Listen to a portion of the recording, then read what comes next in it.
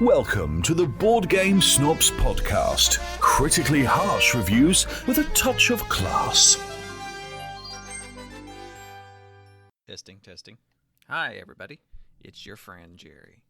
Coming to you on New Year's Day, 1/1 of 2021. And since we didn't put out a podcast this week because we were super busy, today, though, happens to be my day off. And I thought I would just spend some time and some effort to put out an episode by myself, all by myself. So, anyways, for your own entertainment, I was going to talk briefly about Dune Imperium, which I just got through playing solo. Learning the rules, it looks like it's going to be a great 3 to 4 player game. I wasn't too impressed with the solo of it. I'm going to give it another shot, though. But definitely looking forward to playing this hand management deck building game with Enrique and Gabi whenever we get this COVID business figured out. But instead of talking about a game that I have not thoroughly played yet to give you my opinion on, I'd rather talk about something different. Right now, I don't know how many of our listeners are into video games, but occasionally I entertain myself with video games, various ones, other than playing solo board games. So I thought I'd spend some time bringing up some of my favorite, more obscure video games, I believe. I think a lot of these I potentially went down through are ones that are not, of course, AAA games. These are kind of smaller games, a little more retro, things of that nature, ones that perhaps you haven't heard about. And so, just in case you're interested, I thought I would briefly go down my my top 18 games that are hard to... top 18 obscure games. Let's call it that, obscure. Some of these are not obscure as others, but they're still ones that you probably haven't heard of. My number 18 has an interesting theme. It's called Dead in Vineland. It's a Viking game. A game about a family of Vikings that are trapped on an island and are having to survive. It's a survival type game. It requires, it plays much like a worker placement. You're assigning the various members of your family to go gather resources. You're using those resources to help build your base and deal with other problems. And there is some turn-based combat to it, and the very interesting story plays different depending on your decisions. Very, very interesting, some neat artwork behind it. Dead in Vineland. So if you like worker placement, resource management type games, Dead in Vineland is very interesting and one that I thoroughly enjoy. It's a survival type game. Now the next several games are all very depressing and kind of have some sort of a dark theme to them. The first one is We the Revolution. You play a judge during the French Revolution, and you hear cases of people and the various other dissidents and rebels that come up into court. You hear the trial, and you decide their fate, all the while managing your own personal affairs, such as having to deal with family problems and things of that nature that crop up during the game. Interesting story, very dark. Because obviously you're deciding to send some people to the gallows, or to the guillotine, rather. The French and their guillotine, they're all about that. But it tells an interesting story and gives some neat perspectives during that time period. That's We the Revolution, my number 17. My number 16 is called Headliner, Nova News, where you basically can play a fake newscaster, or actually a newscaster who supplies people with fake news. You are given decisions of what your local newspaper will publish, and you kind of edit out the content that you don't want and edit in certain selected articles to try to influence the people of your country.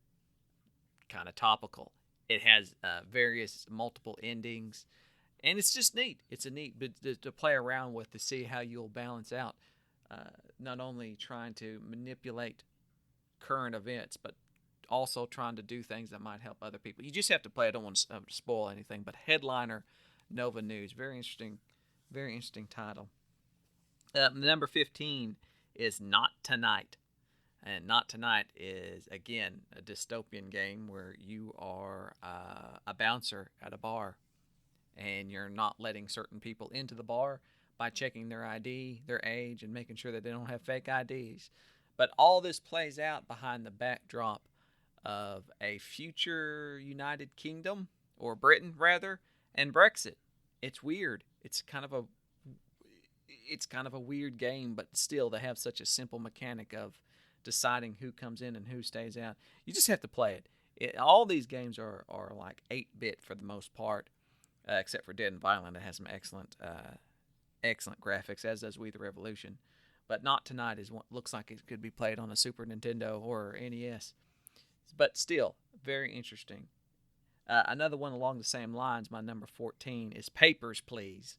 Papers, Please is where you play a guard at a checkpoint, and you have to basically ask for people's papers and look for fake documents. And sometimes people will try to bribe you and plead their case. And this is all behind the backdrop of, again, you're trying to handle your financial affairs and keep your family life in order, and it's very depressing.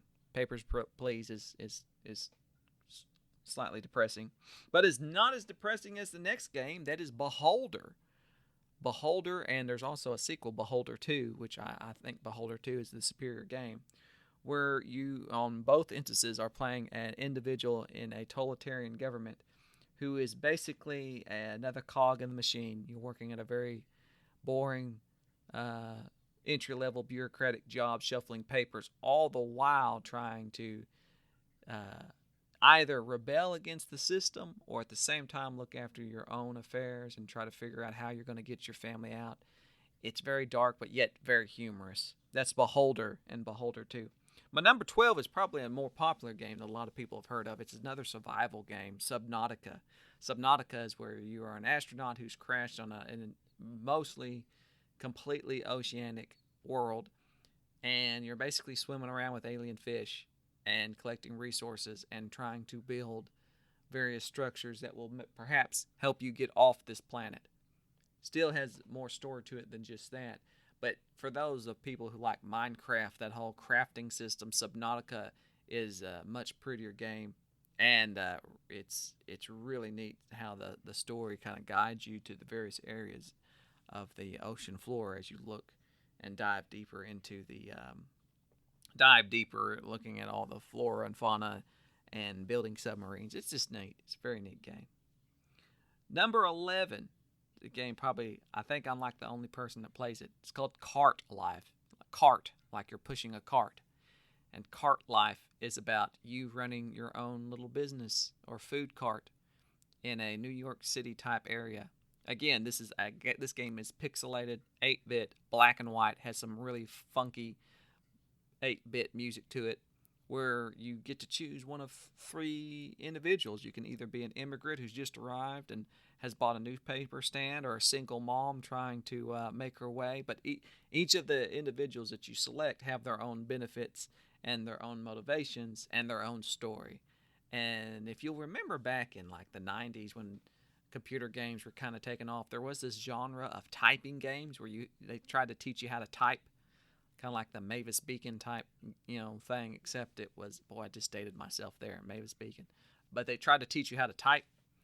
Well, Cart Life is kind of like that. It uses that same mechanism of having you type out certain phrases to perform certain actions, all the while trying to manage your cart by buying supplies, and then you have to price things, so you want your profit margins to be high enough. So there's resource management. It's just a cute game. That's Cart Life, my number 11. My top 10 now. My number 10 is a newer game that just came out called Suzerain. That's Suzerain, which I forget what that means. I had to look it up. But you are a president in like the 50s, 60s era of a made-up country that's struggling for its own identity and has a lot of problems going on. And as the president, you have to pass legislation and decide the fate of what your country will ultimately become. Has multiple endings. It's all text-based. If you don't like reading, don't play Suzerain. But it tells a very interesting story. A lot of neat decision-making. And it's replayable because, sometimes, like the first time I played it, I got cooed. Made the military really mad. And that happens. And sometimes you can accidentally start a war, a nuclear war. That's a thing that can happen. So there, Suzerain, number 10. But number 9, a lot of people have played Faster Than Light, which is probably one of my most played games. Faster Than Light is, again, an 8-bit top-down space exploration. I don't want to say space exploration, but basically you're moving around the map in space, trying to get your little spaceship from point A to point B, fighting enemies at the same time, managing your resources, and sometimes you just die. You die a lot in this game. Faster Than Light is an amazing game. If there is one game that everybody needs to play, it's Faster Than Light. But it's not my number 9. That's just a good game. My number 9 is actually Convoy. For all of you who have played Faster Than Light, then you need to play Convoy. It's basically Mad Max. It's Faster Than Light with a Mad Max theme. Your trucks. You're building up your trucks and your convoy and trying to survive, except just like Faster Than Light, except it's on Earth instead of in space. My number 8, Gods Will Be Watching. Gods Will Be Watching, again, is a game that's nothing. It is all about the decisions that you make. And I don't want to even spoil any of the story, but it's a sci-fi survival game where you have a small group of survivors and you're trying to figure out this very interesting puzzle for each little episode, each little mission. For instance, you might be trapped on a planet and having to survive till help arrives. So you have to survive 7 or 8 days or something like that. Or perhaps you're in a hostage situation and you're trying to figure out how to, that might be Gods Must Be Watching too. There's actually a sequel to this. Both of them are really good, but the original, Gods Will Be Watching, is an excellent game. One of my favorites, actually, but not as good as number 7. Now, this is where we kind of get into the more popular games. The Forest. The Forest is scary. It's a more modern game where you have crashed on a Lost-like island, and weird things happen, and you're trying to collect resources and build your little fort and survive through the night. It's scary. There are some scary things that happen in the forest, but it is an awesome, awesome game. Number 6. This is a space dice game. I don't know why I wrote space dice game out there, but it's called Tharsis. Tharsis. Tharsis is about a group of astronauts on the spaceship, and it's falling apart, and you're having to roll dice and assign those dice to the certain areas to fix part of the ship. Plays very much like a board game. It should probably be a board game if you like dice placement games, and I hate dice placement games. But Tharsis actually tells a story as you go along, and you die, and sometimes you run out of food, and you have to eat. You have to cannibalize some of your crew members. So that's a thing. Number 5, Kingdom. Now, there's actually 2 of these. There's Kingdom Classic and Kingdom New Lands. Kingdom New Lands is much better. A side-scrolling 2D 8-bit game where you're a king who's trying to build up his kingdom, and every night you get attacked by these weird-looking, ghoul-looking guys. So you have to build up your archers and your defenses, all the while managing these resources and building a boat so you can get off the island and go to the next island, rinse, dry, repeat. Wonderful game.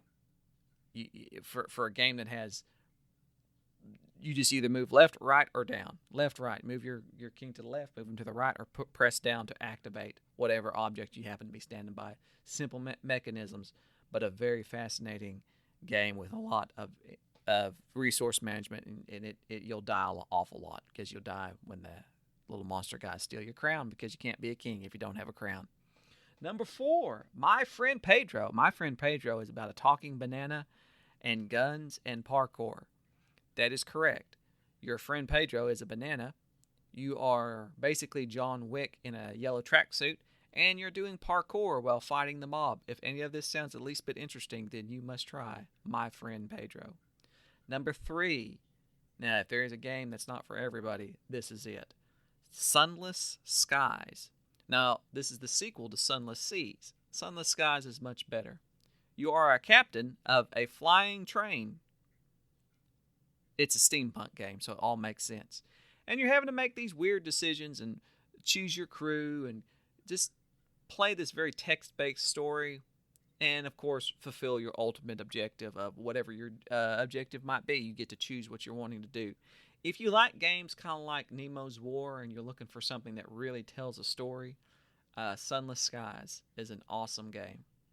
My number 2, this is actually a board game, This War of Mine. If you haven't played This War of Mine, the survival game about a war but you're not actually taking part in the war. You're the refugees, the civilians, the collateral damage of the war. Resource management and base building. Excellent game. My number one is a game that's still in early access. Been playing it for quite some time, and I love it to death. They are doing it in episodes, and there's still like a free roam mode to it that's still very engaging. It's called The Long Dark. The Long Dark is a winter survival game. You've crashed your plane in somewhere up in Canada, and you have to go out and survive, collecting various items and clothes and crafting and trying to find a place and hunt. And it's an amazing game. Again, as you've noticed on my list, a lot of these games are either depressing or very much like a board game, or they're survival games. I love survival games on PC games. I did not like the This War of Mine board game, but I love This War of Mine video game. The Long Dark is one of the best survival games out there. I love it to death. Anyways, so there, 18 games. Maybe you've heard of, maybe you haven't. And I'm lonely right now because this is my day off. So when you get this, and so the Steam winter sale is going on right now. I think it goes on until January the 5th. So most of these games are probably on sale. So if you listen to this, jump on Steam and see if you can't find them. All of these are on Steam actually, and probably on sale. Email me your favorite obscure video game, and I might check it out, because that's what you do when you're bored. You sit around, your kids are gone, your wife's gone, you're off work, Gobby's working. There's nothing else to do except play your solo board games and take a break to play something on your computer every once in a while. This is what my day's been like. Anyways, back to Dune Imperium. It looks good. I don't really like the solo so far. It really does feel like you're just using this Automa deck for the other players, other solo. There's 2 AI players when you play solo, because it's really a 3-player game to make their decisions. It's very easy to play, but I just don't like messing with that. But I'll give it another shot. So it might not be a great solo game, but the mechanisms so far of the game remind me a little bit of Underwater Cities, where you're using a card for an action, but also it gives you a benefit, and then when you end your turn, the cards in your hands, you get to utilize the resources on them. It's kind of interesting. It's a neat take on deck building. I don't particularly care for deck building, but this looks like this is. I've only messed around with it, so I haven't got to play it yet with real life people. But I'm impressed by it so far. And I just have the retail version. I do not have the miniatures. I guess I might try to upgrade it if I end up keeping it, just to have something to paint. But so far, Dune Imperium is looking good. It's looking really good. And I'm sure after me and Gabi and Enrique give it a play, we'll let you know more about it. Anyway, send me an email, boardgamesnobs@gmail.com, or come to the Facebook group and post stuff. Anyways, I'm going to try to post this tonight, just so y'all can have something to listen to, because I'm lonely. I'm bored and lonely.